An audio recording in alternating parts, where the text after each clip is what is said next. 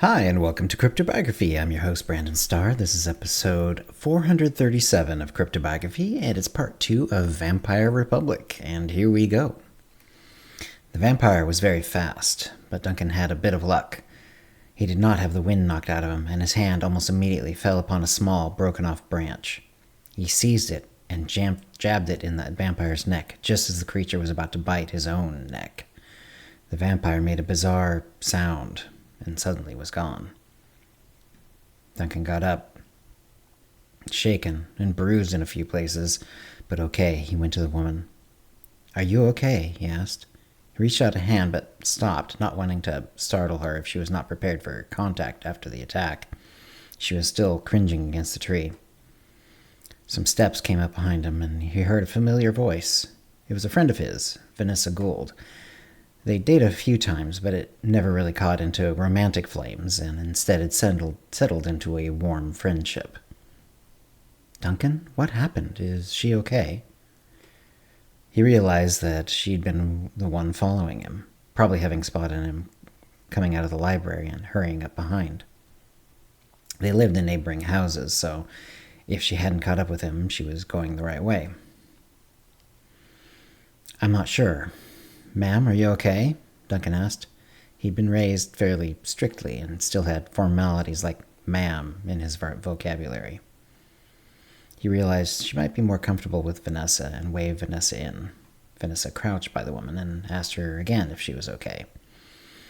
She didn't say anything but nodded. Duncan got a little closer. There was blood on her neck, but it was not flowing too freely. "We've got to get her back somewhere safe, her room, or maybe the school clinic, if it's open," Duncan said aloud. Vanessa replied, "I don't think it's open. She should either go to her room or off campus to urgent care. The closest urgent care, I think, takes a car to really get there, at least in her state." "Would you like to go to your room?" Duncan asked. The woman nodded. Vanessa helped her to her feet. Duncan noticed that she'd lost her jacket and picked it up. He offered it to her, but she shook her head. She whispered in Vanessa's ear, and they all headed out towards her room. She lived in one of the main dorms. They went up together, Duncan feeling still on guard, though he couldn't imagine a vampire in such a place. He supposed it might depend on how many of the old stories about vampires might be correct. Normally, guys were not really welcome on the girls' floors this late, but they all wordlessly agreed to ignore that rule and get her to her room. When they got there, her roommate was there, about to go to bed in pajamas. "Abby?" she asked the girl in some horror as she saw the blood. "She was attacked," Vanessa said by explanation. The roommate just gaped at them, looking at one then the other as though asking for a confirmation this wasn't a joke. "She's right," Duncan offered. "It was a vampire, or at least if it wasn't a vampire, it was a guy doing an incredible job of pretending to be one." Vanessa swiveled her head around, and Duncan realized that she hadn't seen the vampire, and he hadn't been that specific about it earlier. He continued on. "I pulled him off of her, and he attacked me too. I saw the fangs. I was lucky I didn't end up in a worse place as well." "I'll be okay, Julie, I think," the young woman, apparently named Abby, said. I'm going to calm down, clean up, get some sleep, and if I think I need to in the morning, go see the nurse at the school clinic." "I mean, I think that would be a good idea regardless," Vanessa said. "Human or vampire. If he bit you, who knows what germs he might have injected." Duncan had spotted a pad of paper and a pen on one of the desks while he was putting the jacket on the back of the desk chair. He picked it up. "I don't know if you're going to report this to the police or need to give information to a nurse or anything," he said, writing. "But if you need me to give my version of events, just ask." He looked over at Vanessa inquiringly. "Yeah, me too," she said. Duncan handed her the pen, and she added her name and phone number. "I got there kind of late, but I saw enough." She straightened up and looked at Abby. "Do you need help cleaning up or getting a bandage on that?" Abby shook her head. "No, I can do it, or I'm sure Julie can help." "Of course I can," Julie said.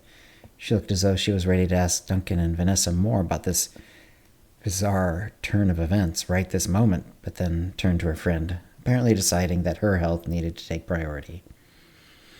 Thanks for helping Abby. I'll take it from here. You guys must be exhausted too.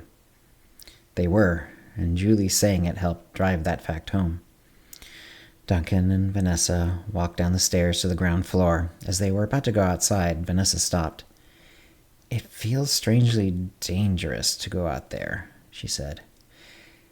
Yeah, Duncan said. I mean, I stabbed him in the neck, but I don't know how much that really hurt him, or if he has friends. I'm calling campus security, Vanessa said. Good idea, Duncan said. Are we going to report the attack? I'm not sure. And even if we do we report it as a vampire attack? Vanessa replied. She shook her head.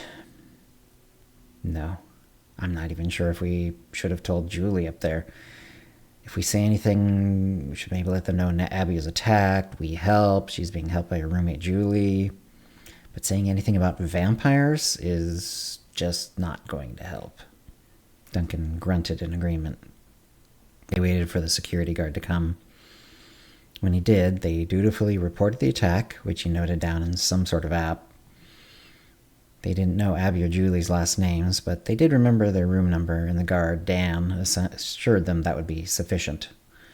He then walked them to their neighboring houses, Vanessa first. Fortunately, the guards considered their houses part of the campus. Duncan said goodnight to Vanessa at her front porch, and then thanked Dan from his own. He locked the door, and made sure all the windows were latched and locked, and went to bed. And that's the end of the episode for this week. Hope you're enjoying it. I'm definitely enjoying writing it. If you have any comments or questions about this episode or previous episode, cryptobiography@gmail.com, or hit us up on Facebook or Blue Sky.